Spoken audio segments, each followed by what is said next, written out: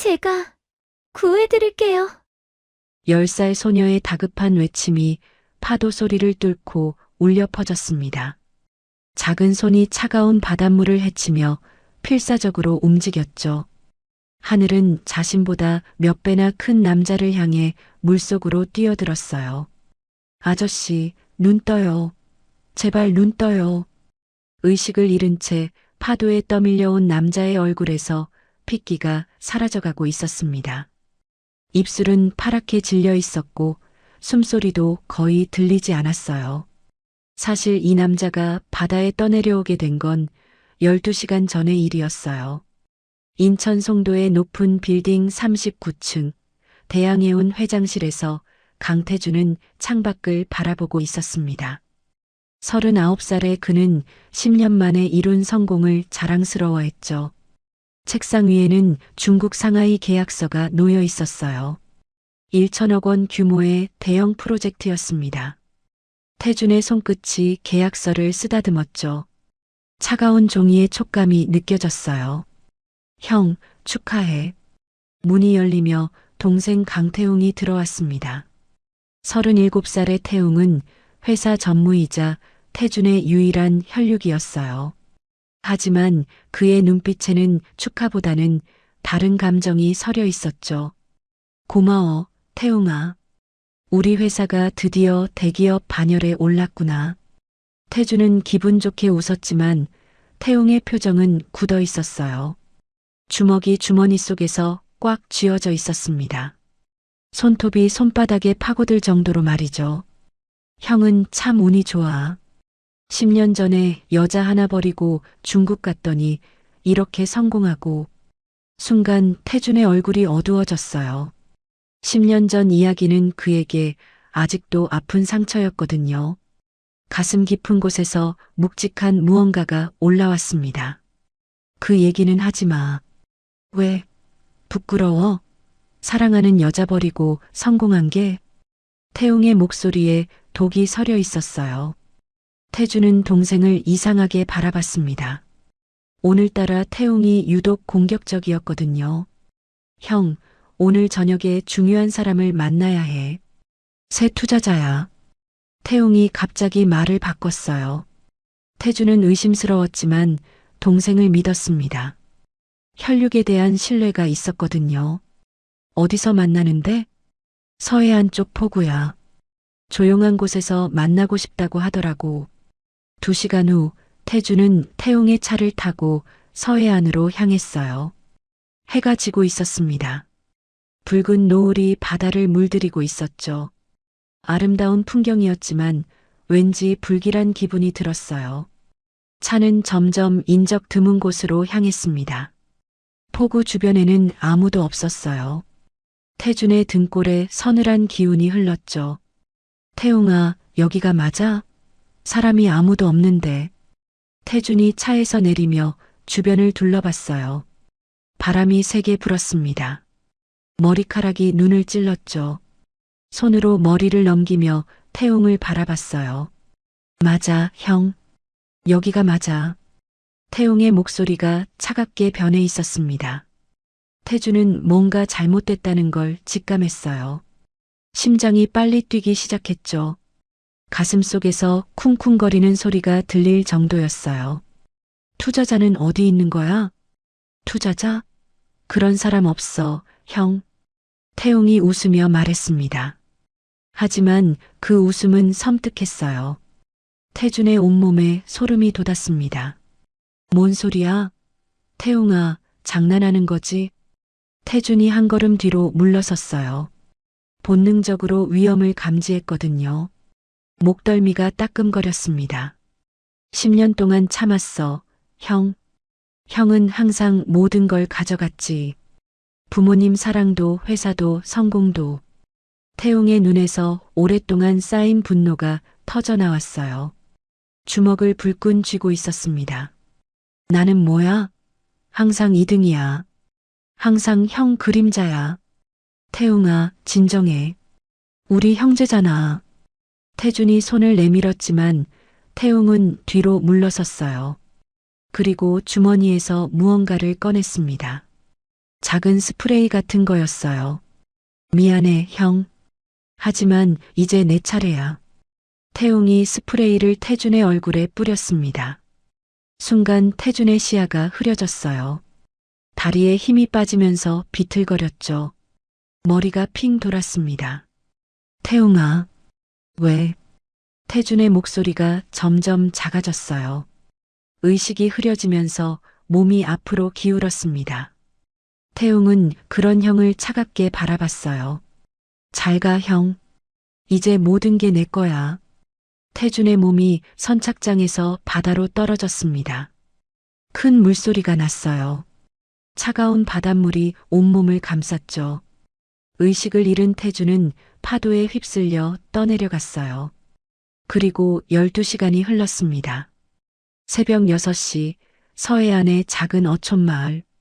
조개를 캐러 나온 10살 소녀 하늘이 해변에서 떠내려온 남자를 발견한 거예요. 어머, 사람이다. 하늘의 심장이 쿵 떨어졌어요. 하지만 곧 용기를 냈습니다. 엄마가 항상 말했거든요. 위험에 처한 사람을 보면 반드시 도와야 한다고. 하늘은 망설이지 않고 바다로 뛰어들었어요. 차가운 물이 몸을 휘감았지만 무서워하지 않았습니다. 작은 팔로 태준의 몸을 끌어당겼죠. 아저씨, 죽으면 안 돼요. 하늘의 목소리에 간절함이 담겨 있었어요. 온 힘을 다해 태준을 해변으로 끌어왔습니다. 숨이 턱까지 찼지만 포기하지 않았어요. 드디어 해변에 도착했습니다. 하늘은 태준의 얼굴을 두드렸어요. 아저씨, 숨 쉬고 있어요? 제발 일어나요. 태준이 기침을 하며 물을 토해냈어요. 하늘은 안도의 한숨을 쉬었습니다. 다행이다. 살아있어요. 하늘은 집에서 가져온 담요로 태준을 덮어줬어요. 그리고 어깨에 팔을 걸쳐 천천히 일으켜 세웠습니다. 아저씨, 우리 집에 가요. 엄마가 도와주실 거예요. 태준은 의식이 몽롱했지만 하늘의 따뜻한 손길을 느꼈어요. 이 작은 소녀가 자신을 구해준 거였습니다. 두 사람은 천천히 마을 쪽으로 걸어갔어요. 하늘의 집은 바다가 보이는 작은 언덕 위에 있었습니다. 파란 지붕의 단층 집이었죠. 엄마, 사람을 구했어요. 하늘이 집 안으로 소리쳤어요. 곧 문이 열리며 한 여자가 나왔습니다. 39살의 이소라였어요. 소라는 딸이 젖은 채로 낯선 남자를 부축하고 있는 모습을 보고 깜짝 놀랐습니다. 하지만 그 남자의 얼굴을 본 순간 온몸이 얼어붙었어요. 그 남자는 10년 전에 자신을 버리고 떠난 강태준이었거든요. 소라의 얼굴에서 핏기가 싹 빠졌습니다. 손에 들고 있던 접시가 떨어져 바닥에서 산산이 부서졌어요. 도자기 조각들이 사방으로 튀었죠. 하지만 소라는 그것조차 느끼지 못했어요. 10년. 정확히 10년 2개월 만의 재회였습니다. 그 남자의 얼굴은 예전보다 더 날카로워져 있었어요. 성공한 사업가의 품격이 온몸에서 풍겨나왔죠. 하지만 지금은 초라한 모습이었습니다. 젖은 머리카락이 이마에 붙어 있었고 비싼 정장은 바닷물에 흠뻑 젖어 있었어요. 엄마, 왜 그래요? 하늘이 걱정스러운 목소리로 말했습니다. 엄마의 굳어진 표정을 보고 무언가 이상하다는 걸 느꼈거든요. 평소 다정한 엄마가 이렇게 차가운 표정을 짓는 건 처음 봤어요. 소라야? 태준의 입에서 떨리는 목소리가 나왔어요. 10년 동안 꿈에서만 불렀던 이름이었습니다. 목구멍이 메마른 것 같았어요. 소라는 아무 대답도 하지 않았습니다. 그냥 차갑게 서 있을 뿐이었어요. 주먹이 꽉 쥐어져 있었습니다. 손톱이 손바닥에 파고들 정도로 말이죠. 엄마, 이 아저씨 알아요? 하늘이 엄마와 아저씨를 번갈아 바라봤어요. 둘 사이에 흐르는 묘한 긴장감을 느꼈습니다. 공기가 얼어붙은 것 같았어요. 들어와. 소라가 짧고 차갑게 말했습니다. 감정을 억누르려고 애쓰는 게 보였어요. 하늘 앞에서는 감정을 드러내고 싶지 않았거든요. 하늘이 태준을 부축해서 거실로 들어갔어요. 작지만 따뜻한 집이었습니다. 벽에는 하늘의 그림들이 빼곡히 붙어 있었어요. 대부분 바다 그림이었죠. 파란 바다와 하얀 구름이 그려져 있었습니다. 태주는 소파에 앉으며 주변을 둘러봤어요. 10년 전과는 완전히 다른 소라의 삶이었습니다. 가슴 한편이 아려왔어요. 소라가 수건을 가져와 태준 앞에 던져줬습니다. 부드럽게 건네주는 게 아니라 던져준 거였어요. 그 작은 행동에서도 차가움이 느껴졌죠. 고마워. 태준이 작은 목소리로 말했어요. 수건으로 젖은 머리를 닦으면서 소라를 바라봤습니다. 여전히 아름다웠어요. 하지만 예전의 따뜻한 미소는 찾아볼 수 없었죠. 하늘은 부엌에서 따뜻한 차를 끓이고 있었어요. 엄마를 도우려고 했지만 소라는 혼자 하겠다고 했습니다. 아저씨, 이름이 뭐예요? 하늘이 호기심 어린 눈으로 태준을 바라봤어요. 순수한 질문이었습니다. 강태준이야. 태준이 대답했습니다. 자신의 이름을 말하는 게 이렇게 어색할 줄은 몰랐어요. 소라가 그 이름을 들었을 때 어떤 기분일지 생각하니 가슴이 무거웠죠. 강태준 아저씨, 저는 이하늘이에요. 10살이에요. 하늘이 밝게 웃으며 자기소개를 했어요. 그 순간 태준의 시선이 하늘에게 고정되었습니다. 뭔가 묘한 느낌이 들었어요. 하늘의 눈매가 자신과 닮아 있었습니다. 눈이 조금 치켜 올라간 것도 웃을 때 나타나는 작은 보조개도 말이죠. 심장이 빨리 뛰기 시작했어요. 소라가 차를 가져왔습니다. 하늘 것, 자신 것, 그리고 태준 것. 하지만 태준의 컵만 유난히 뜨거웠어요. 손을 대일 정도로 말이죠. 조심해서 마셔. 소라의 목소리에는 배려가 아니라 경고가 담겨 있었어요. 태준은 그 의미를 알아차렸습니다. 하늘아, 방에 가서 옷 갈아입어. 젖었잖아. 네, 엄마. 하늘이 방으로 들어가자 거실에는 차가운 침묵이 흘렀어요. 두 사람만 남게 된 거였습니다. 왜 하필 여기야? 소라가 첫 마디를 꺼냈어요. 목소리가 떨리고 있었습니다. 10년간 억눌러왔던 감정들이 터져 나오려 했거든요. 소라야, 나는. 입 닥쳐. 소라가 태준의 말을 잘랐어요. 눈에서 분노가 타오르고 있었습니다. 10년 동안 한 번도 연락 안 하더니 이제 와서 뭐가 하고 싶은 거야? 태준은 아무 말도 할 수 없었어요. 할 말이 없었거든요. 정말로 10년간 소라를 완전히 잊고 살았으니까. 너 때문에 내가 얼마나 힘들었는지 알아? 소라의 목소리가 점점 높아졌어요. 하지만 하늘이 들을까봐 최대한 참고 있었습니다. 혼자서 모든 걸 감당해야 했어. 소라의 눈가가 촉촉해졌어요. 10년 전의 기억이 떠올랐습니다. 임신 사실을 알았을 때의 그 막막함, 홀로 아이를 낳았을 때의 그 외로움. 태준은 소라의 말에서 뭔가 더 깊은 의미를 느꼈어요. 단순히 이별의 아픔만은 아닌 것 같았습니다.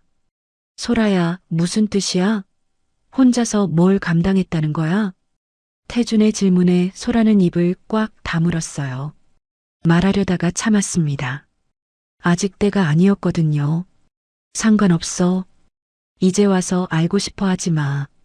그때 하늘이 방에서 나왔어요. 깔끔한 옷으로 갈아입고 머리도 말렸습니다.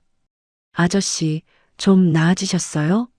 하늘의 순수한 질문에 태준은 마음이 아팠어요. 이 아이는 왜 이렇게 자신에게 친절할까? 처음 본 사람인데도 말이죠. 응, 많이 좋아졌어. 너 덕분이야. 태준이 진심으로 말했어요. 하늘의 미소를 보니 가슴이 따뜻해졌습니다. 아저씨, 어디서 오셨어요? 왜 바다에 있었어요? 하늘의 질문에 태주는 잠시 망설였어요. 동생에게 배신당했다는 걸 어떻게 설명해야 할까? 일을 하다가 사고가 났어. 아, 그럼 많이 무서우셨겠어요. 저도 처음에 아저씨 봤을 때 무서웠거든요. 하늘이 솔직하게 말했어요. 그런데도 자신을 구해준 이 아이가 고마웠습니다. 근데 하늘아, 아빠는 어디 계시니? 태준이 자연스럽게 물어봤어요. 소라의 얼굴이 순간 굳어졌습니다. 아빠는 하늘나라에 계셔요. 제가 태어나기 전에 돌아가셨대요. 하늘의 대답에 태준의 가슴이 쿵 내려앉았어요. 소라를 바라봤지만 소라는 시선을 피했습니다. 그 순간 태준은 확신했어요. 뭔가 숨겨진 진실이 있다는 걸 말이죠.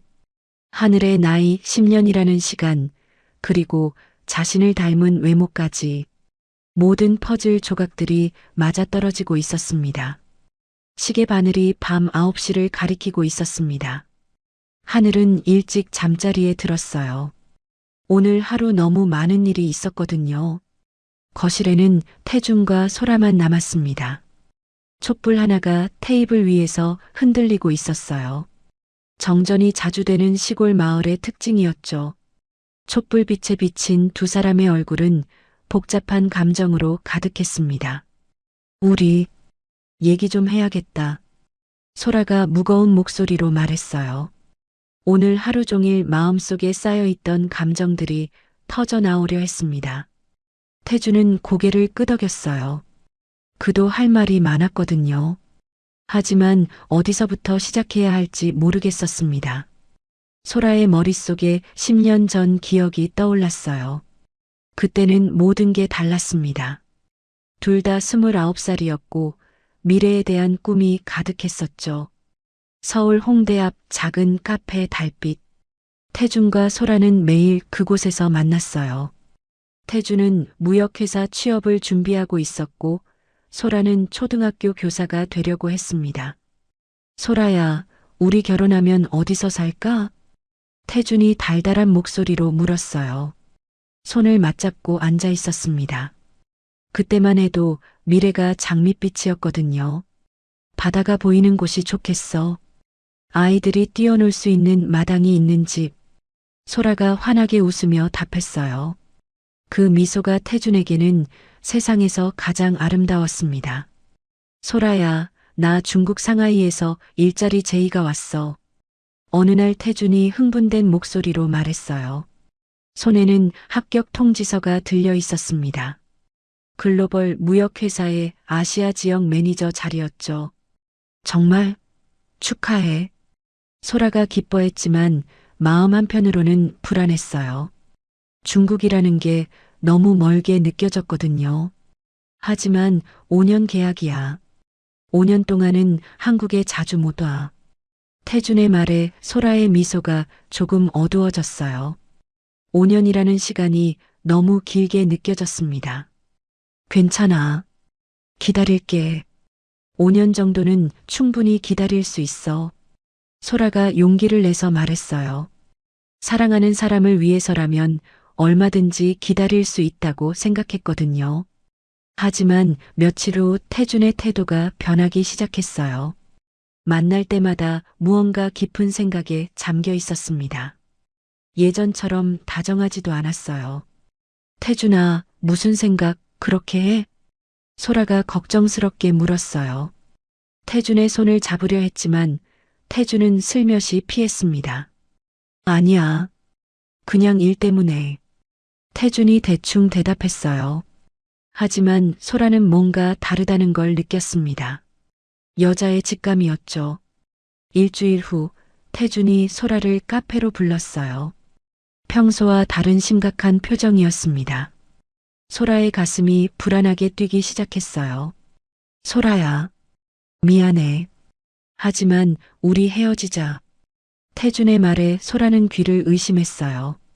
가슴이 쿵 떨어지는 기분이었습니다. 뭐라고? 갑자기 왜? 성공하려면 집중해야 해. 연애하고 있을 여유가 없어. 태준의 목소리는 차갑게 변해 있었어요.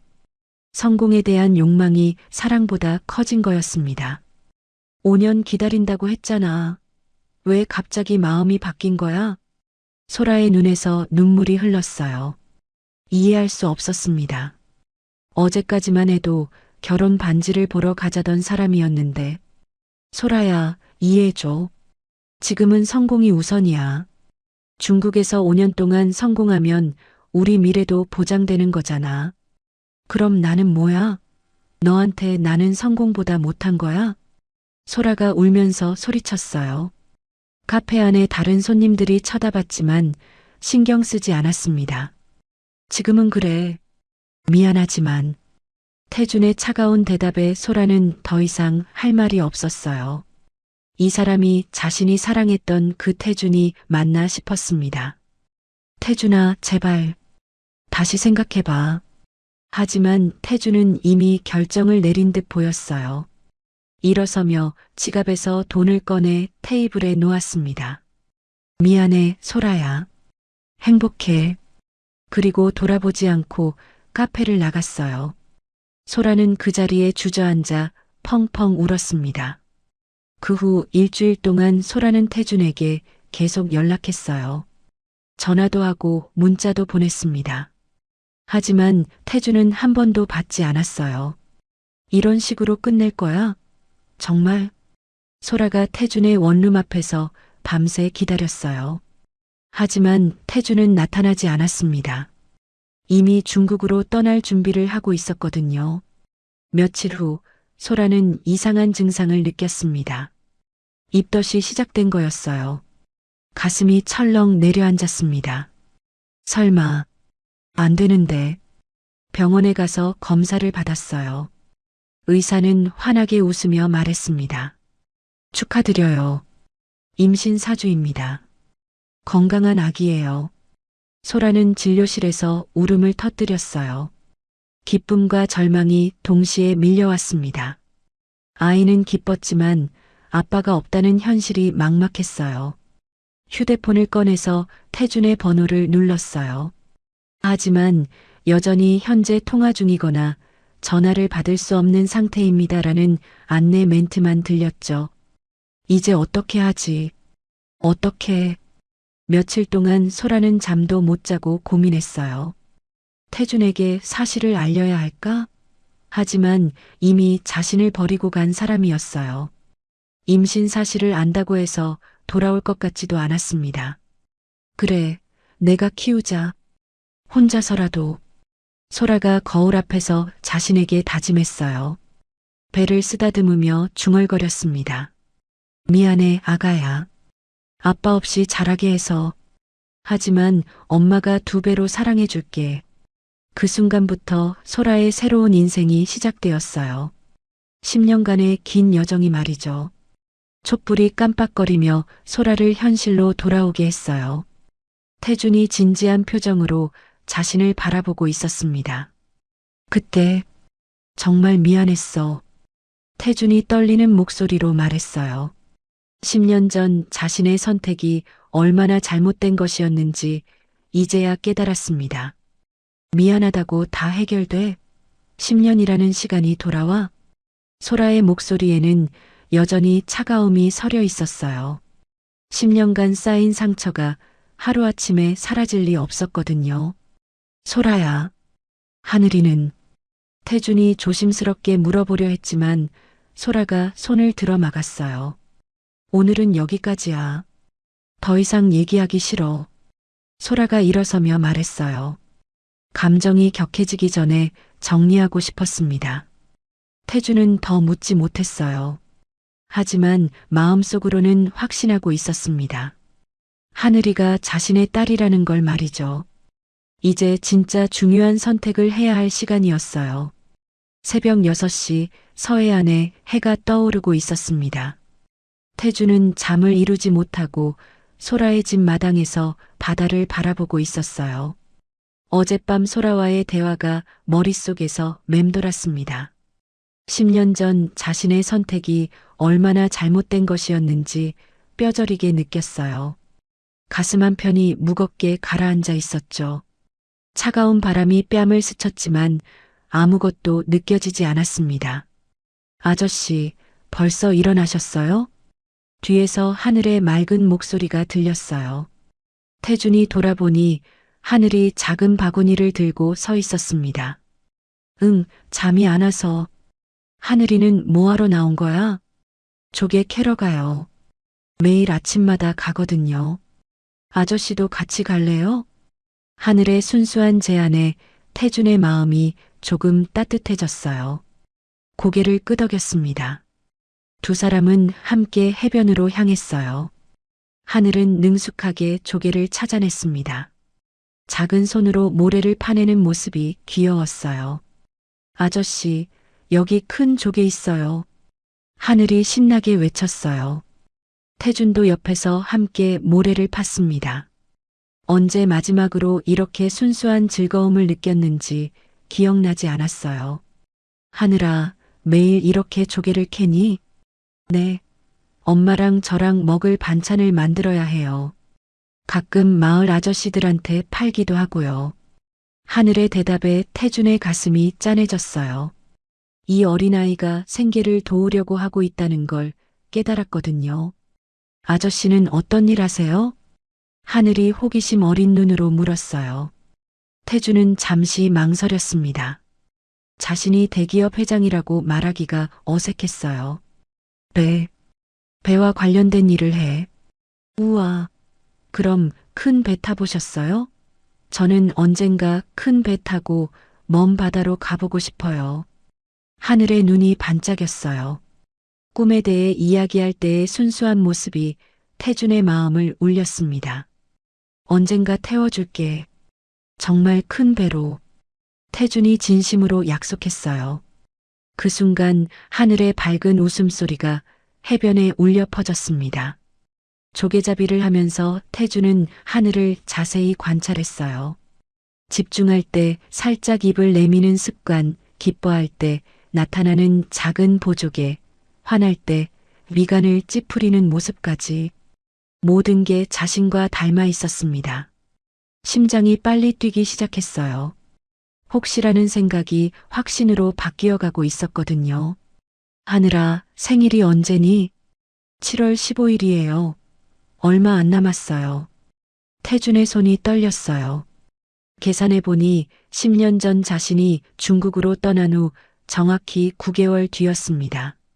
몇 년도? 2014년이요. 저 올해 11살 돼요. 모든 계산이 맞아떨어졌어요. 태준의 가슴이 쿵 떨어지는 기분이었습니다. 하늘아, 아빠가 그립지 않니? 태준이 조심스럽게 물었어요. 목소리가 떨리고 있었습니다. 가끔요. 다른 아이들은 아빠가 있는데 저만 없으니까. 하지만 엄마가 아빠 목까지 해주셔서 괜찮아요.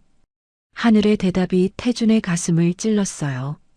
이 아이가 10년 동안 아빠 없이 자랐다는 현실이 너무 아팠습니다. 만약에 아빠가 살아있다면 어떨 것 같아? 좋을 것 같아요. 엄마도 덜 힘들어 하실 것 같고. 근데 아빠는 하늘나라에 계셔서 안 돼요. 하늘의 순수한 대답에 태준의 눈가가 뜨거워졌어요. 이 아이는 자신의 딸인데 아빠가 죽었다고 알고 있었던 거예요. 조개잡이를 마치고 집으로 돌아가는 길이었어요. 하늘이 무겁게 가득 찬 바구니를 들고 있었습니다.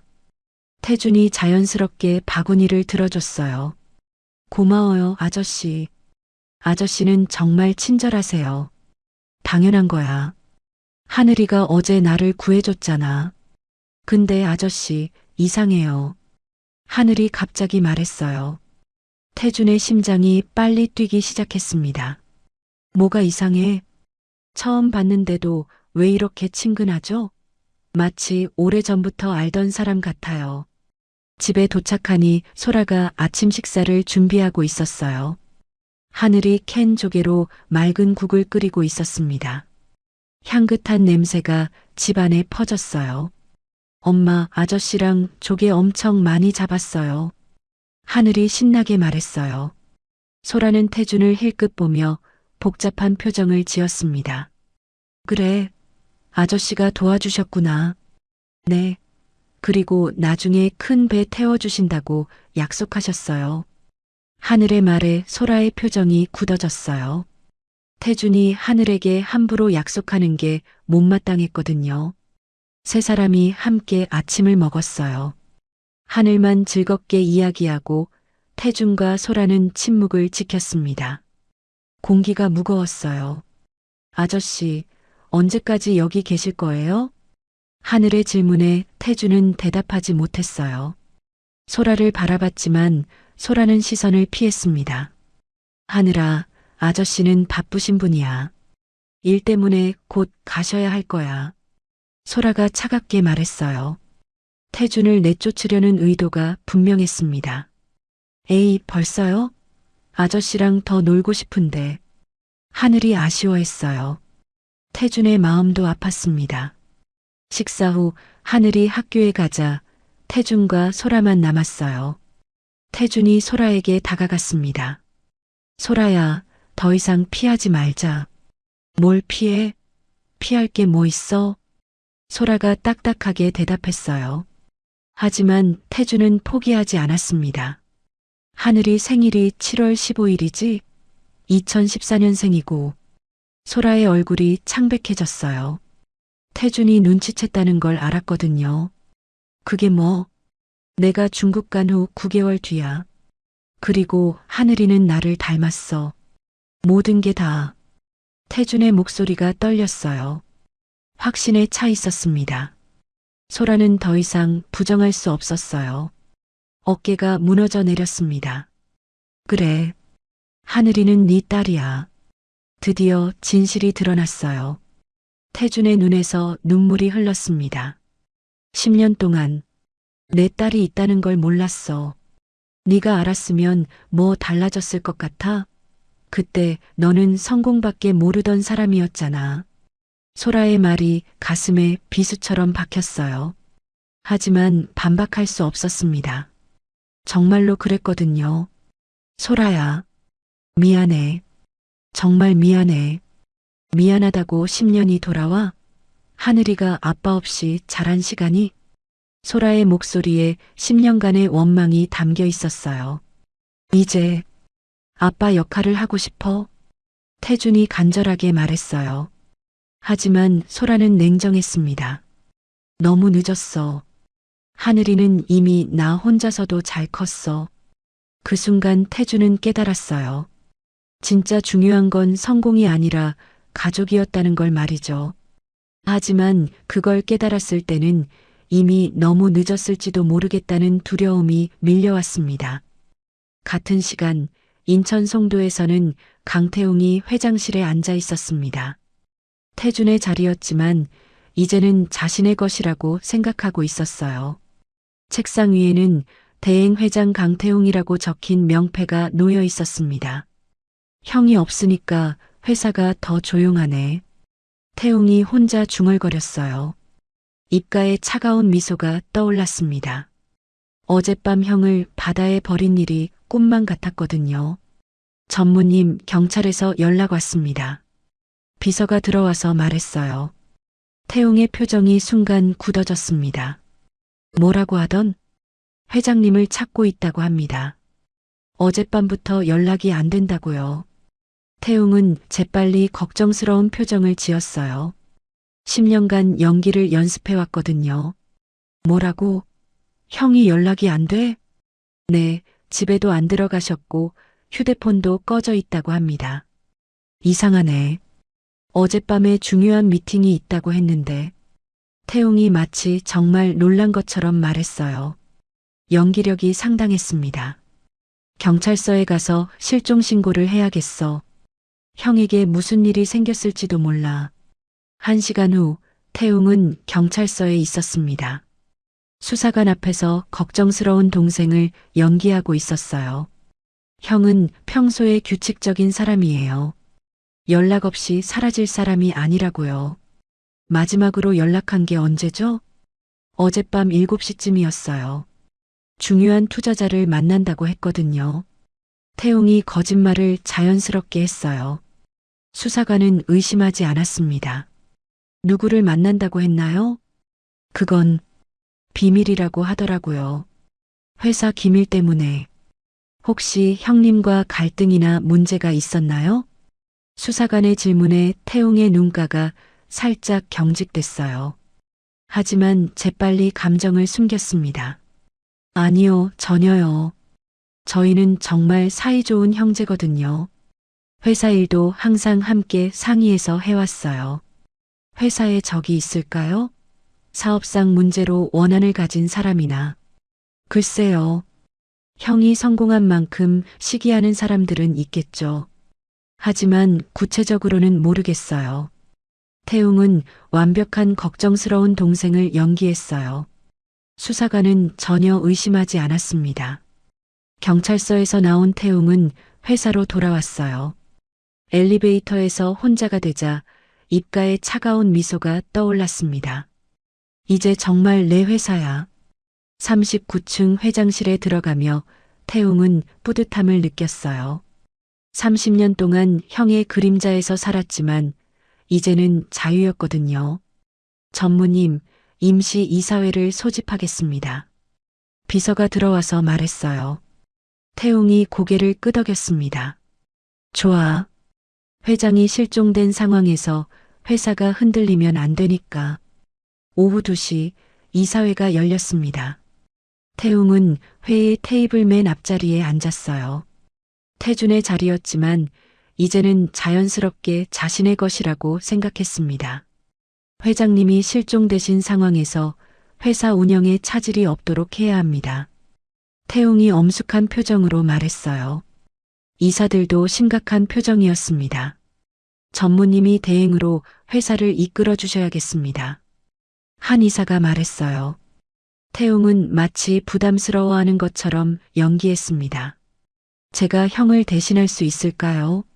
하지만 회사를 위해서라면 형님이 돌아오실 때까지 전무님이 모든 권한을 가지시는 게 좋겠습니다. 이사회가 끝나고 태웅은 혼자 회장실에 남았어요. 태준의 서류들을 하나씩 살펴봤습니다. 이제 모든 게 자신의 것이었어요. 형, 미안해. 하지만 이제 내 시대야. 태웅이 중얼거렸어요. 책상 서랍을 열어보니 태준과 어렸을 때 찍은 가족 사진이 있었습니다. 잠시 감정이 흔들렸지만 곧 차갑게 변했어요. 감정에 휘둘리면 안 돼. 이미 선택한 길이야. 사진을 서랍 깊숙이 밀어 넣었습니다.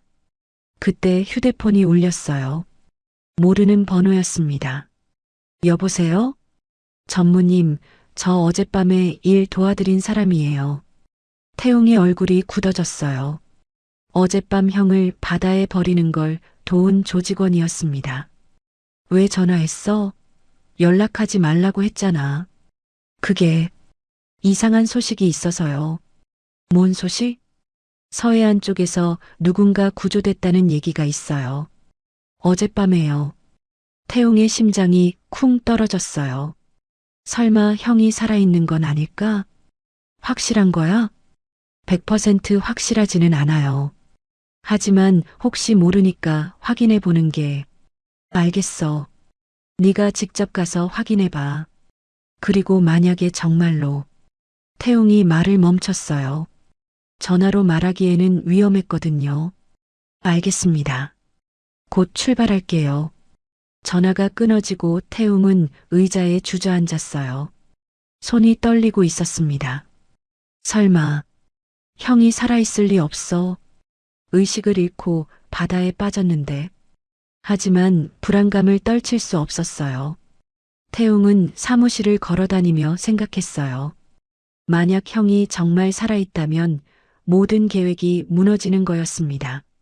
안 돼. 이제 와서 모든 걸 포기할 수는 없어. 태웅이 결심을 굳혔어요. 형이 살아있다면 완전히 제거해야겠다고 말이죠. 다시 휴대폰을 들고 다른 번호로 전화를 걸었습니다. 나야. 사람 좀 더 보내줘. 급한 일이야. 몇 명 필요해? 3명. 아니, 5명. 확실하게 처리해야 해. 태웅의 목소리가 차갑게 변해 있었어요. 이미 돌이킬 수 없는 길로 들어선 거였습니다. 오늘 밤에 움직일 거야. 서해안 쪽으로. 전화를 끊고 태웅은 창밖을 바라봤어요. 해가 지고 있었습니다. 오늘 밤이 모든 걸 결정하는 밤이 될 것 같았어요. 형, 이번에는 확실하게 끝내겠어. 태웅의 눈에 차가운 살기가 서려 있었습니다. 한편으로는 두려웠지만 이미 너무 멀리 와버렸어요. 돌아갈 수도 없었고 돌아가고 싶지도 않았습니다.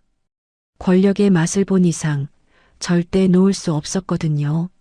설사 그것이 형의 목숨과 바꿔야 하는 것이라고 해도 말이죠. 그 순간 서해안 어촌마을에서는 태준이 자신의 딸을 처음 알게 된 감동에 젖어 있었어요. 아직 위험이 다가오고 있다는 걸 전혀 모른 채로 말이죠. 하늘이 학교에서 돌아왔어요. 작은 가방을 메고 집으로 뛰어들어오는 모습이 사랑스러웠습니다. 태준은 마당에서 그 모습을 지켜보고 있었어요. 아저씨, 아직 계세요? 하늘이 환하게 웃으며 달려왔어요. 태준의 가슴이 따뜻해졌습니다. 이제는 확실히 알았거든요. 이 아이가 자신의 딸이라는 걸. 응, 계속 있을 거야. 태준이 대답했어요. 하늘의 눈이 반짝였습니다. 정말요? 와, 그럼 내일도 같이 조개 캐러 가요. 그래, 같이 가자. 태준이 하늘의 머리를 쓰다듬었어요. 부드러운 머리카락의 촉감이 신기했습니다. 처음으로 딸을 만져보는 거였거든요. 아저씨, 제 숙제 봐주실래요? 하늘이 책가방에서 공책을 꺼냈어요. 수학 문제들이 빼곡히 적혀 있었습니다. 물론이지. 어떤 거야? 태준이 하늘 옆에 앉았어요. 10년 동안 놓친 모든 순간들이 아쉬웠지만 지금이라도 함께할 수 있어서 감사했습니다. 분수 계산이에요. 너무 어려워요. 하늘이 연필을 깨물며 고민하고 있었어요. 태준은 차근차근 설명해주기 시작했습니다. 여기서 분모가 다르니까 먼저 통분을 해야 해. 와, 아저씨 설명 정말 잘해요. 엄마보다 더 쉽게 알려주세요. 하늘의 칭찬에 태준은 뿌듯했어요. 아버지로서 처음으로 딸에게 도움이 된 순간이었거든요. 부엌에서 저녁을 준비하던 소라는 거실의 모습을 지켜봤어요. 태준이 하늘에게 공부를 가르쳐주는 모습이 마음을 복잡하게 만들었습니다. 10년 전에도 이랬다면 소라는 고개를 저었어요. 이미 지나간 일에 대해 후회해봐야 소용없었거든요. 하지만 하늘이 이렇게 행복해하는 모습을 보니 마음 한편이 흔들렸어요. 아이에게는 아버지가 필요했는지도 모르겠다는 생각이 들었습니다.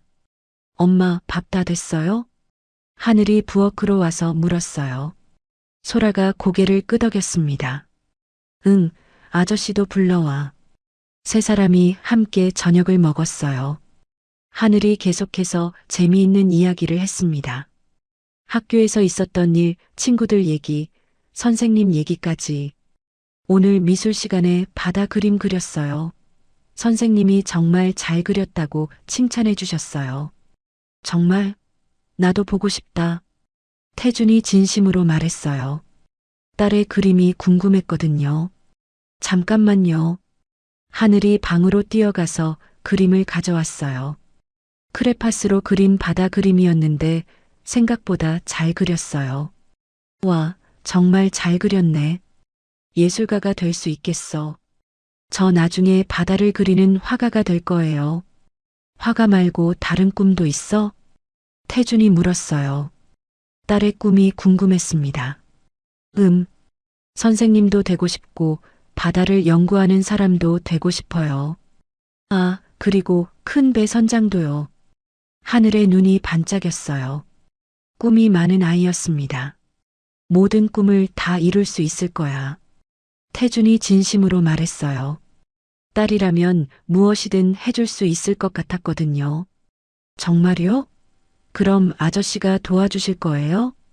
물론이야. 뭐든지 도와줄게. 하늘이 기뻐하며 손뼉을 쳤어요. 소라는 그 모습을 보며 마음이 아팠습니다. 아이가 이렇게 아버지를 그리워했다는 걸 몰랐거든요.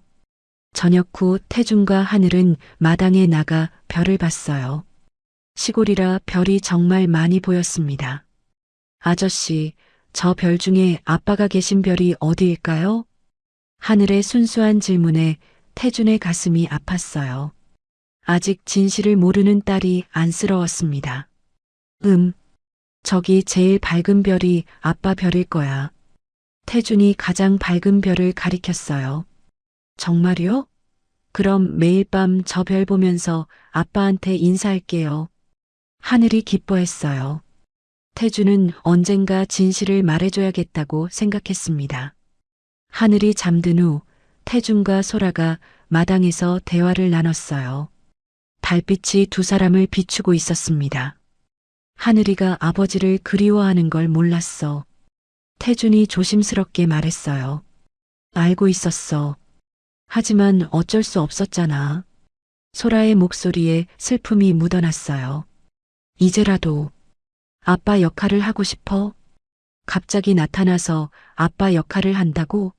10년 동안 어디 있었는데? 소라가 차갑게 말했어요. 하지만 예전만큼 날카롭지는 않았습니다. 소라야, 나 변했어. 정말로. 태준이 진심으로 말했어요. 10년 전에 나는 성공밖에 몰랐어. 돈과 권력이 전부라고 생각했지. 하지만 지금은 달라. 뭐가 달라졌는데? 가장 소중한 게 뭔지 알게 됐어. 하늘이와 너야. 내가 정말로 지켜야 할 사람들. 소라의 마음이 조금씩 흔들리기 시작했어요. 태준의 눈빛이 예전과 달랐거든요. 하지만 너무 늦었어. 하늘이는 이미 너 없이도 잘 자랐어. 늦었지만 포기하고 싶지 않아. 진짜 아버지가 되고 싶어. 그때 멀리서 차 소리가 들렸어요. 이 시간에 마을에 오는 차는 드물었습니다. 태준의 표정이 굳어졌어요. 이상하네. 누가 이 시간에. 소라도 불안한 표정이었어요. 직감적으로 뭔가 잘못됐다는 걸 느꼈거든요. 소라야, 하늘이를 안전한 곳으로 데려가. 태준이 긴장한 목소리로 말했어요. 왜? 뭔 일이야? 내 동생이 나를 찾고 있을 거야. 위험할 수 있어. 태준이 일어서며 집안을 살폈어요. 탈출로를 확인하고 있었습니다. 하늘이는 내가 지킬게. 절대로 다치게 하지 않을 거야. 태준의 목소리에 확신이 담겨 있었어요. 이제는 도망가지 않을 생각이었습니다. 지켜야 할 가족이 생겼거든요. 소라는 태준의 변한 모습을 보며 놀랐어요. 10년 전에 이기적인 남자가 아니라 진짜 아버지의 모습이었거든요. 정말 변했구나. 소라가 작은 목소리로 중얼거렸어요. 차 소리가 점점 가까워지고 있었습니다. 태준은 온몸에 긴장이 흘렀지만 두렵지 않았어요. 이제는 지킬 사람이 있었고 진짜 중요한 게 무엇인지 알았거든요. 성공보다 소중한 것, 돈보다 값진 것. 그것은 바로 가족이었습니다. 그리고 그는 이 가족을 위해서라면 목숨도 걸 수 있었어요. 드디어 진짜 아버지가 된 순간이었습니다. 차 소리가 멈췄어요. 소라의 집에서 200m 정도 떨어진 곳이었습니다. 태준은 창문 틈으로 조심스럽게 밖을 내다봤어요. 검은색 SUV 2대에서 남자들이 내리고 있었습니다. 몇 명이야? 소라가 떨리는 목소리로 물었어요. 5명.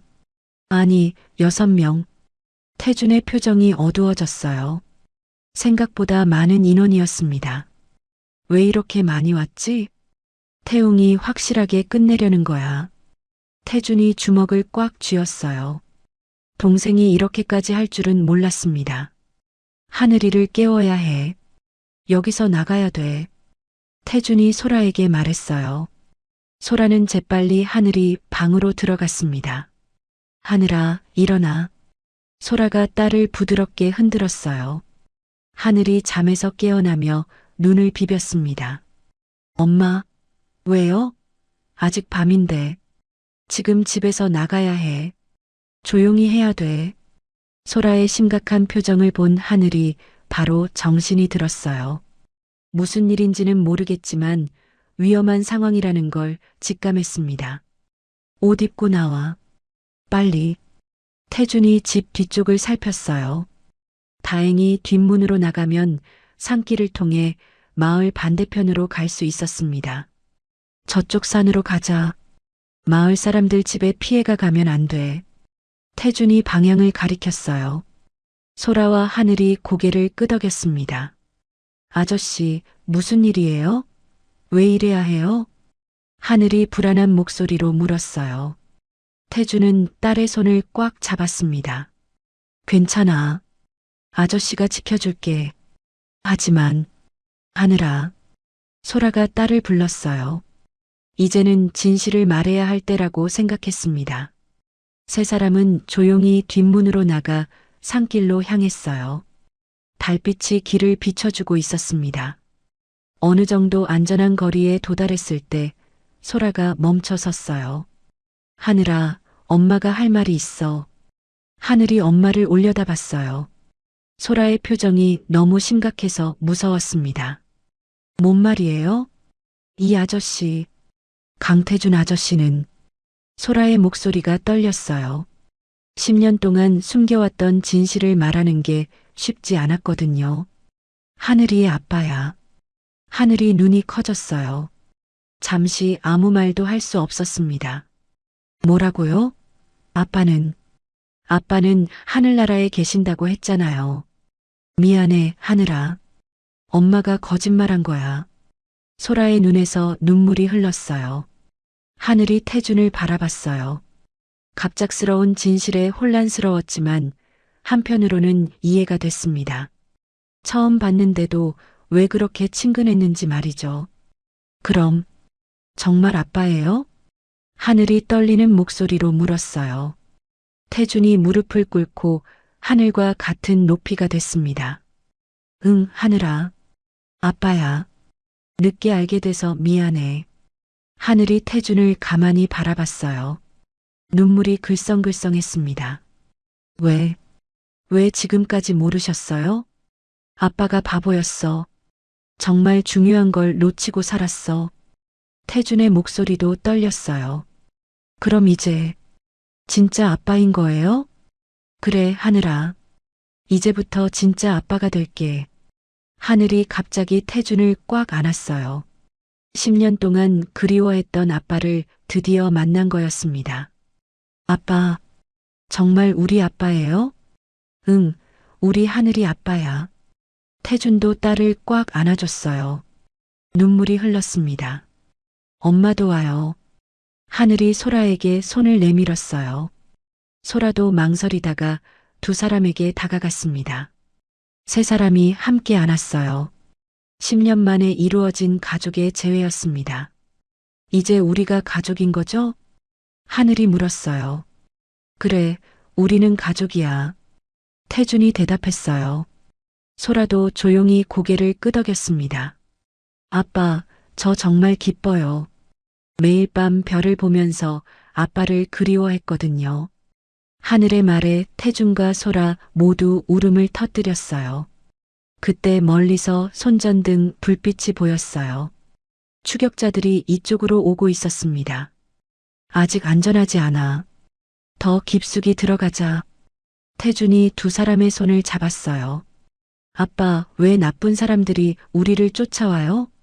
하늘이 무서워하며 물었어요. 아빠가 가진 회사를 빼앗으려는 사람들이야. 하지만 걱정하지 마. 아빠가 지켜줄 거야. 태준이 딸을 안심시켰어요. 더 깊은 산속으로 들어가서 작은 동굴을 찾았어요. 임시로 숨을 수 있는 곳이었습니다. 여기서 조금 쉬자. 태준이 말했어요. 하늘이 지쳐서 소라에게 기대어 앉았습니다. 아빠, 무서워요. 괜찮아, 하늘아. 아빠가 여기 있잖아. 태준이 딸을 품에 안았어요. 처음으로 아버지 역할을 제대로 하는 순간이었습니다. 아빠 품이 따뜻해요. 하늘이 안심하며 말했어요. 소라야, 고마워. 태준이 소라에게 말했어요. 뭐가? 하늘이를 이렇게 훌륭하게 키워줘서 혼자서 힘들었을 텐데. 소라의 눈가가 촉촉해졌어요. 이제는 혼자가 아니야. 태준이 진심으로 말했어요. 정말 변했구나, 태준아. 소라가 작은 목소리로 말했어요. 응, 이제 진짜 중요한 게 뭔지 알겠어. 하늘이와 너야. 내가 지켜야 할 가장 소중한 사람들. 하늘이 아빠 품에서 스르르 잠들었어요. 태주는 딸의 잠든 얼굴을 내려다보며 다짐했습니다. 절대 다시는 놓지 않을 거야. 이번에는 진짜 아버지가 될 거야. 밖에서는 여전히 추격자들의 목소리가 들렸지만 태주는 더 이상 두렵지 않았어요. 지킬 가족이 있었고 그들을 위해서라면 무엇이든 할 수 있었거든요. 드디어 진짜 가족이 된 순간이었습니다. 새벽이 밝아왔어요. 동굴 입구로 은은한 햇살이 들어오고 있었습니다. 하늘이 아빠 품에 안긴 채로 편안하게 잠들어 있었어요. 태주는 밤새 잠을 못 자고 딸을 지켜봤습니다. 소라도 바위에 기대어 졸고 있었어요. 10년 만에 느끼는 안정감이었죠. 더 이상 혼자가 아니라는 것만으로도 마음이 편해졌거든요. 아빠. 하늘이 눈을 뜨며 중얼거렸어요. 잠결에도 아빠라고 부르는 모습에 태준의 가슴이 따뜻해졌습니다. 응, 하늘아. 잘 잤어? 네. 아빠 품이 정말 따뜻해요. 하늘이 환하게 웃었어요.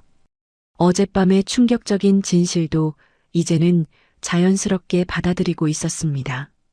엄마도 일어나세요. 하늘이 소라를 깨웠어요. 소라가 눈을 뜨며 주변을 둘러봤습니다. 여기가 동굴이구나. 네, 엄마. 어젯밤에 숨었던 곳이에요. 그런데 엄마, 이제 우리가 진짜 가족인 거 맞죠? 하늘의 순수한 질문에 소라와 태준이 서로를 바라봤어요. 복잡한 감정이 오고 갔지만 이제는 확실했습니다. 그래, 하늘아. 우리는 가족이야. 소라가 대답했어요. 태준의 손을 조심스럽게 잡았습니다. 와, 정말 기뻐요. 하늘이 두 사람을 꽉 안았어요. 배고프지? 뭔가 구해와야겠다. 태준이 일어서며 말했어요. 아빠, 위험하지 않아요? 하늘이 걱정스럽게 물었어요. 괜찮아. 조심할게. 너희 둘은 여기 있어. 태준이 동굴 밖으로 나가려 했을 때 소라가 그의 팔을 잡았어요. 조심해. 하늘이가 이제 막 아빠를 찾았는데 다시 잃으면 안 돼. 태준이 고개를 끄덕였어요. 이제는 무모하게 행동할 수 없었습니다. 지킬 가족이 있었거든요. 태준은 조심스럽게 산속을 돌아다니며 먹을 수 있는 것들을 찾았어요. 산딸기와 약수, 그리고 마을에서 멀리 떨어진 밭에서 몇 개의 감자를 구했습니다. 동굴로 돌아오는 길에 마을을 내려다봤어요. 검은 차들이 여전히 있었습니다. 포기하지 않고 계속 찾고 있는 거였죠. 오래 숨어 있을 수는 없겠어. 태준이 중얼거렸어요. 언젠가는 정면으로 맞서야 할 시간이 올 것 같았습니다. 동굴로 돌아와서 세 사람은 함께 간단한 식사를 했어요. 감자를 구워 먹고 산딸기를 나눠 먹었습니다. 부족하지만 행복했어요. 아빠, 우리 앞으로 어떻게 될까요? 하늘이 물었어요. 우리는 계속 함께 있을 거야. 절대 떨어지지 않을 거고. 태준이 딸의 머리를 쓰다듬었어요. 정말요? 아빠가 또 어디 가지 않을 거예요? 절대 안 가. 이제는 하늘이와 엄마가 내 전부야. 태준의 진심 어린 말에 하늘이 환하게 웃었어요. 하늘아, 아빠랑 놀아봐. 엄마는 좀 쉴게. 소라가 말했어요. 태준과 하늘이 함께 노는 모습을 지켜보고 싶었거든요. 태준은 나뭇가지로 땅에 그림을 그려가며 하늘에게 배에 대한 이야기를 해줬어요. 큰 바다를 항해하는 모험 이야기였죠. 정말요? 아빠가 그런 큰 배를 가지고 계세요? 응, 언젠가 하늘이를 태워서 멀고 먼 바다로 여행을 떠날 거야. 와, 빨리 가고 싶어요. 하늘의 순수한 기쁨을 보며 소라의 마음이 흔들렸어요. 이 아이에게는 아버지가 필요했다는 걸 새삼 깨달았습니다. 소라야. 하늘이 잠시 다른 곳을 구경하러 간 사이 태준이 소라에게 다가왔어요. 응? 나 정말 달라졌어. 10년 전과는 완전히 다른 사람이야. 태준의 눈빛이 진지했어요. 회사도, 돈도, 성공도. 이제는 하늘이와 너보다 중요한 게 없어. 갑자기 왜 이런 말을? 혹시라도 내가 다치거나 뭔가 생기면 하늘이한테 전해줘. 아빠가 정말 사랑한다고. 소라의 가슴이 철렁 내려앉았어요. 무슨 소리야? 왜 갑자기? 그 사람들이 포기하지 않을 거야. 태웅은 내가 살아있는 한 안심하지 못할 거거든. 태준의 목소리에 결의가 담겨 있었어요. 그럼 어떻게 할 거야? 정면으로 맞서야 해. 더 이상 도망칠 수는 없어. 너무 위험해. 상대가 몇 명인데. 하지만 하늘이와 너를 계속 위험에 빠뜨릴 수는 없어. 태준이 소라의 손을 잡았어요. 만약에, 정말 만약에 내게 뭔가 생기면 하늘이를 잘 부탁해. 그런 말하지 마. 소라의 눈에 눈물이 고였어요. 아빠, 엄마, 뭐 하세요? 하늘이 돌아오며 밝게 말했어요. 두 사람의 심각한 분위기를 모르고 있었습니다. 아무것도 아니야, 하늘아. 이리 와. 태준이 딸을 불렀어요. 하늘이 아빠 품으로 뛰어들었습니다. 아빠, 사랑해요. 하늘의 순수한 고백에 태준의 가슴이 뭉클했어요. 아빠도 하늘이 사랑해. 세상에서 제일 사랑해. 엄마도 사랑해요. 이제 우리 셋이 계속 함께 있는 거죠? 그럼 계속 함께 있을 거야. 태준이 대답했지만 마음 한편으로는 불안했어요. 해가 지기 시작했어요. 어둠이 깔리면서 추격자들이 다시 움직일 가능성이 높았습니다. 오늘 밤이 고비가 될 것 같아. 태준이 동굴 입구를 바라보며 중얼거렸어요. 멀리서 차 소리가 다시 들렸습니다. 이번에는 더 많은 차량인 것 같았어요. 태웅이 더 많은 사람을 보낸 모양이야. 태준의 표정이 굳어졌어요. 소라와 하늘이 태준 옆으로 다가왔습니다. 세 사람이 함께 밖을 바라봤어요. 무슨 일이 있어도 우리는 함께야. 소라가 말했어요. 네, 우리는 가족이니까. 하늘이 아빠와 엄마의 손을 잡았어요. 태준은 두 사람의 손을 꽉 잡았습니다. 이제 정말 마지막 싸움이 시작될 것 같았어요. 하지만 두렵지 않았습니다. 지킬 가족이 있었고 그들을 위해서라면 무엇이든 할 수 있었거든요. 폭풍 전야의 고요함이 산속을 감쌌습니다. 밤 11시 산속은 완전한 어둠에 휩싸였어요. 동굴 안에서 세 사람은 서로 꽉 붙어 앉아 있었습니다. 바깥에서 들려오는 발소리가 점점 가까워지고 있었어요. 아빠, 무서워요. 하늘이 태준의 품에 더 깊숙이 파고들었어요. 태준은 딸을 꽉 안아주며 안심시켰습니다. 괜찮아, 하늘아. 아빠가 지켜줄게. 여기 있는 것 같은데. 멀지 않은 곳에서 남자의 목소리가 들렸어요. 손전등 불빛이 동굴 입구 근처를 비췄습니다. 세 사람은 숨을 죽였어요. 더 자세히 찾아봐. 분명히 이 근처에 있을 거야. 저기다.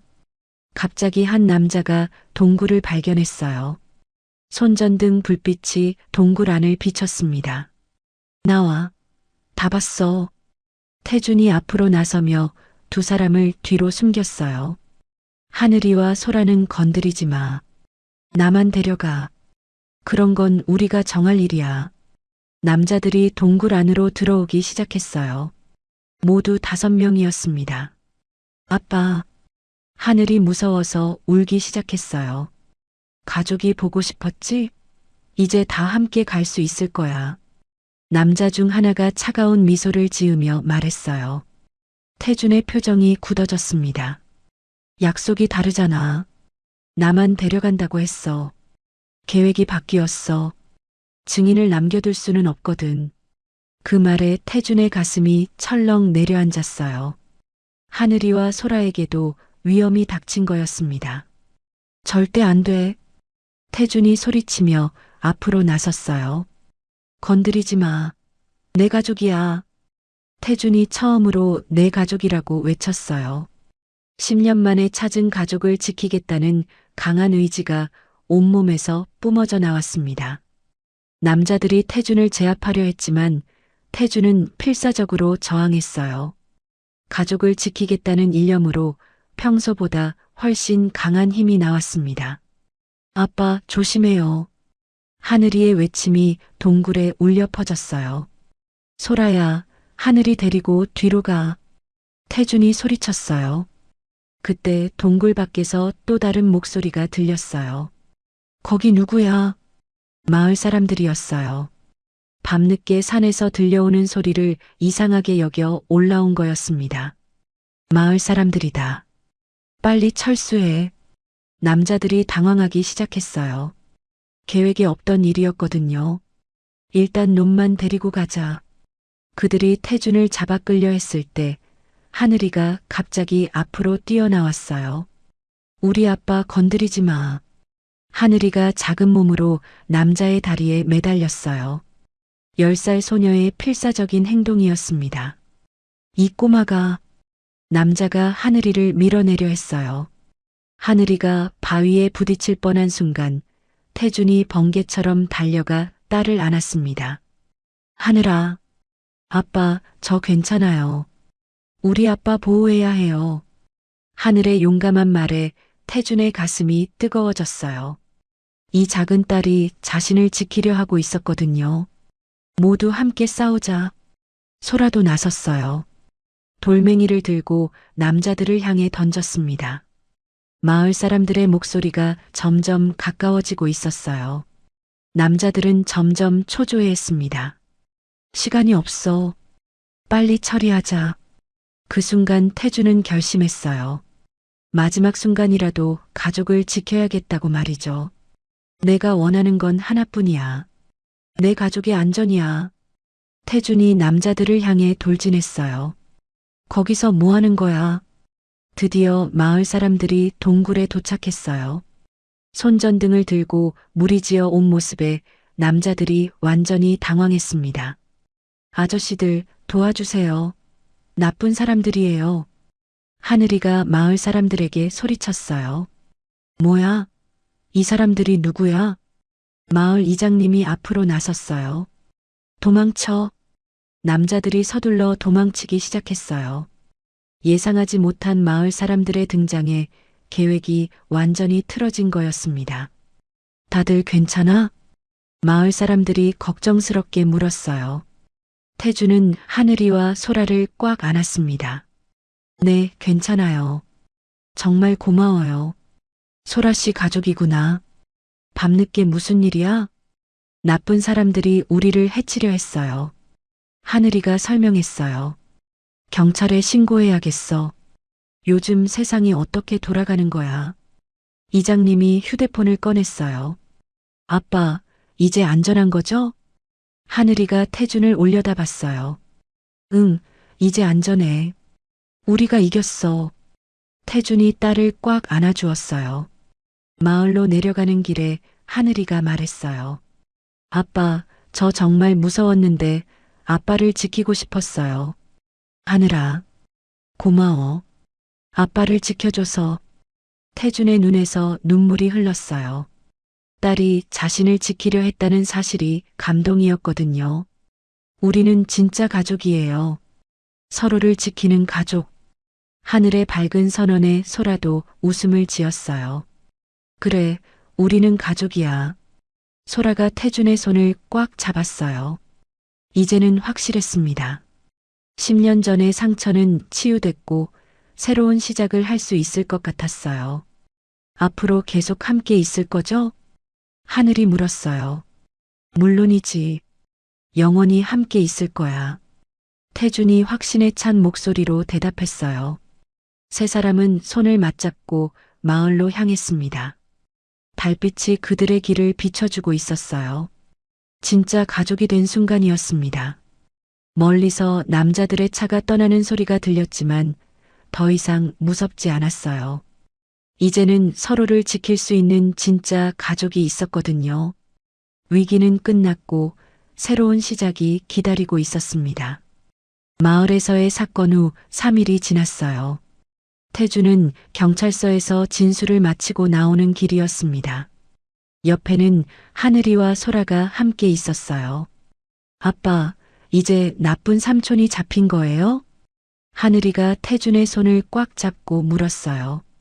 응, 경찰이 모든 증거를 찾았어. 태웅이 삼촌은 이제 감옥에 가게 될 거야. 태준의 목소리에는 슬픔과 안도감이 섞여 있었습니다.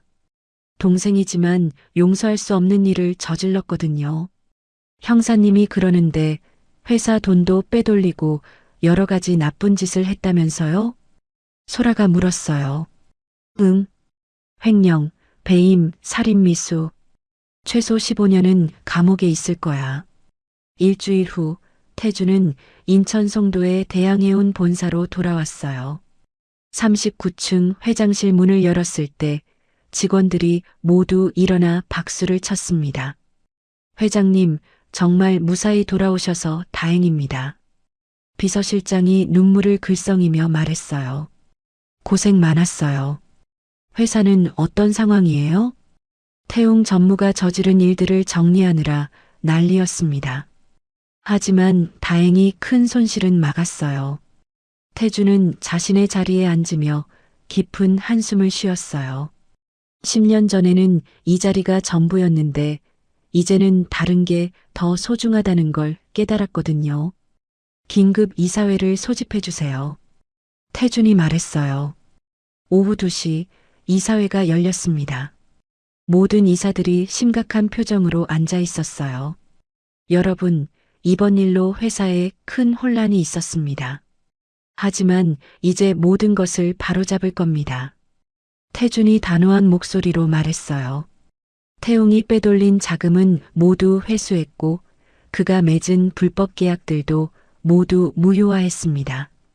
그리고 태준이 잠시 멈춘 후 계속했어요. 앞으로 우리 회사는 새로운 방향으로 나아갈 겁니다. 회장님, 새로운 방향이라는 게? 한 이사가 물었어요. 단순한 이윤 추구에서 벗어나 사회적 책임을 다하는 기업이 되겠습니다.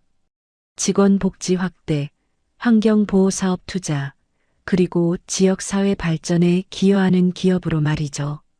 이사들이 서로 놀란 표정으로 바라봤어요. 예전의 태준과는 완전히 다른 모습이었거든요.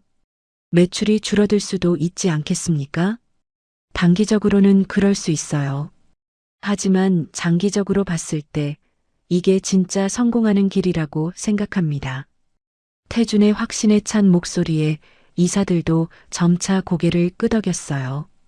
그날 오후 특별한 손님이 회사를 찾았어요. 하늘이와 소라였습니다. 와, 정말 높다. 하늘이가 39층 회장실 창문으로 내려다보며 감탄했어요. 어때, 아빠 회사가 대단하지? 태준이 자랑스럽게 말했어요. 네. 그런데 아빠 여기서 일하시면 저희랑 못 놀잖아요. 하늘의 걱정스러운 말에 태준이 웃었어요. 걱정 마, 하늘아. 이제는 가족이 가장 중요해. 일은 적당히 할 거야. 정말이요? 정말이야. 약속해. 태준이 새끼손가락을 내밀었어요. 하늘이가 기뻐하며 새끼손가락을 걸었습니다. 한 달이 지나고 태준은 특별한 프로젝트를 시작했어요. 하늘이가 구해준 그 서해안 마을에 해양생태연구소를 건설하는 거였습니다. 회장님, 정말로 이 작은 마을에 연구소를 짓겠다는 겁니까? 직원이 의아해하며 물었어요. 네. 이 마을은 제게 특별한 의미가 있어요. 그리고 이곳 바다를 보호하고 연구하는 일은 정말 중요합니다. 태준이 마을을 바라보며 말했어요. 하늘이가 자신을 구해준 바로 그 해변이 보였습니다. 소라 씨, 정말 남편분이 이런 큰 회사 사장님이었어요? 마을 이장님이 놀라며 물었어요. 소라가 수줍게 웃었습니다. 네, 저도 놀랐어요. 그런데 연구소를 여기에 짓는다니 우리 마을에는 정말 좋은 일이에요. 일자리도 많이 생기고 젊은 사람들도 많이 올 거예요. 마을 사람들이 기뻐했어요. 태준의 프로젝트 덕분에 조용했던 어촌 마을이 활기를 되찾게 될 거였거든요. 3개월이 흘렀어요.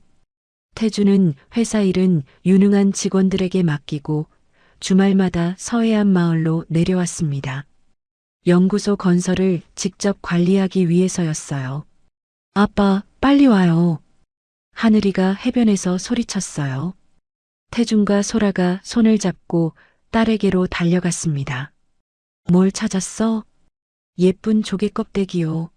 아빠가 처음 여기 왔을 때처럼 큰 거예요. 하늘이 조개 껍데기를 보여주며 환하게 웃었어요. 정말 예쁘다. 우리 하늘이가 찾은 거니까 더 특별해. 태준이 딸의 머리를 쓰다듬었어요. 소라야. 저녁 해가 질 무렵 태준이 소라를 불렀어요. 하늘이는 마을 친구들과 놀고 있었습니다. 응? 우리 다시 시작해볼까? 태준이 조심스럽게 물었어요. 10년의 시간이 흘렀지만 이제는 진짜 사랑이 뭔지 알 것 같았거든요. 정말 변했구나, 태준아. 소라가 미소를 지었어요. 10년 전에 너라면 절대 이런 말 못했을 거야. 그때는 몰랐어. 진짜 소중한 게 뭔지. 하지만 이제는 알아. 너와 하늘이가 내 전부야. 소라의 눈에 눈물이 글썽였어요. 나도 다시 시작하고 싶어. 두 사람이 손을 맞잡았어요. 10년 만에 진짜 화해였습니다. 6개월이 더 지났어요. 해양생태연구소가 완공되었고 태주는 아예 마을에 집을 하나 더 마련했습니다. 서울과 마을을 오가며 새로운 삶을 시작한 거예요. 아빠, 연구소에서 돌고래 연구한다면서요?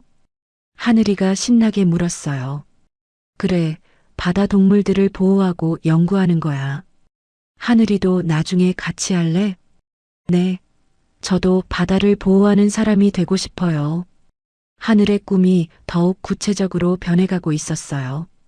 여러분, 발표할 게 있어요. 어느 일요일 저녁 태준이 소라와 하늘을 불렀어요. 뭐예요, 아빠?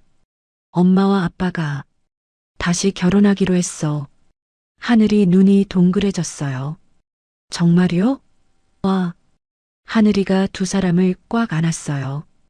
이제 진짜 가족인 거죠? 그럼 영원히 함께 있을 거야. 소라가 딸을 안아주며 말했어요.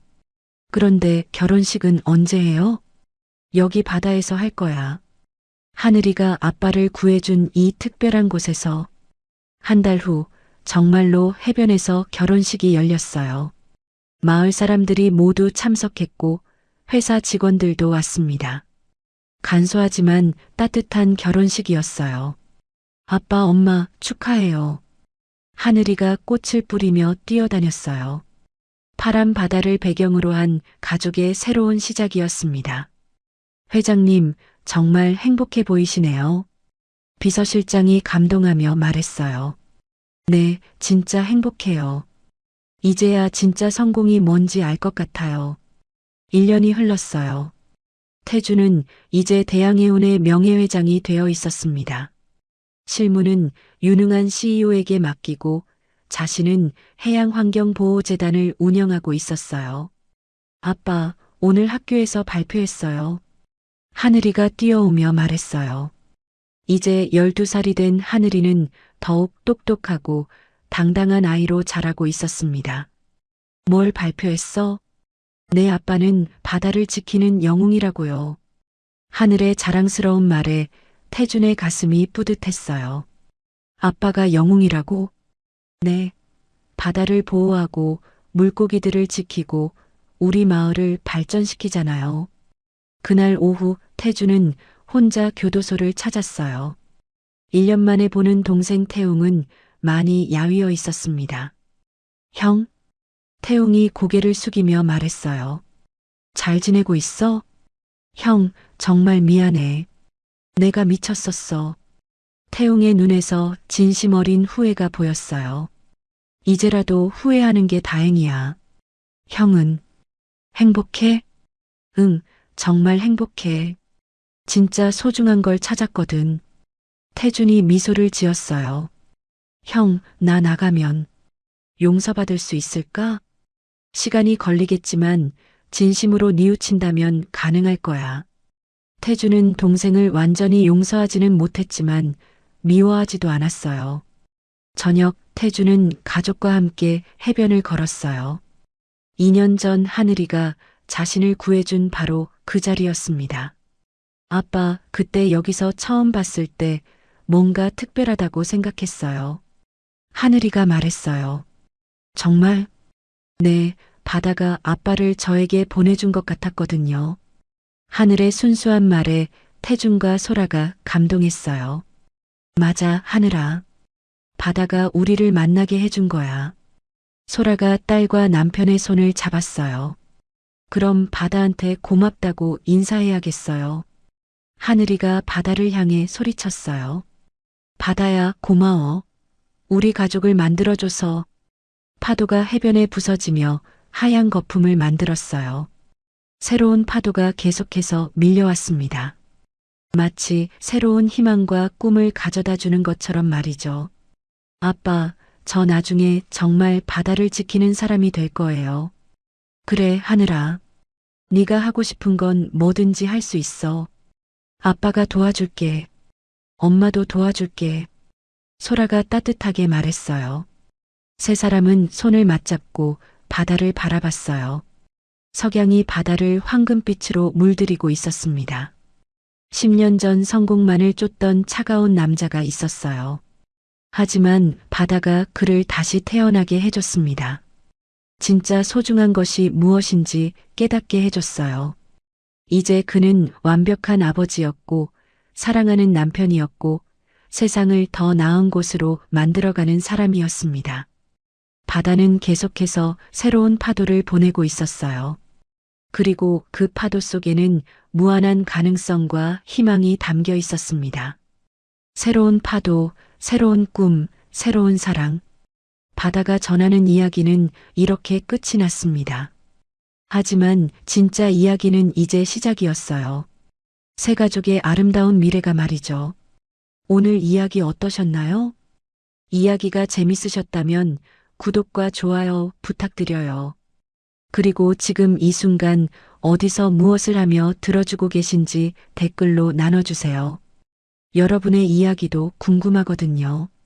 여러분 가정에 따뜻한 행복이 가득하시길 바라며 오늘도 시청해주셔서 감사합니다.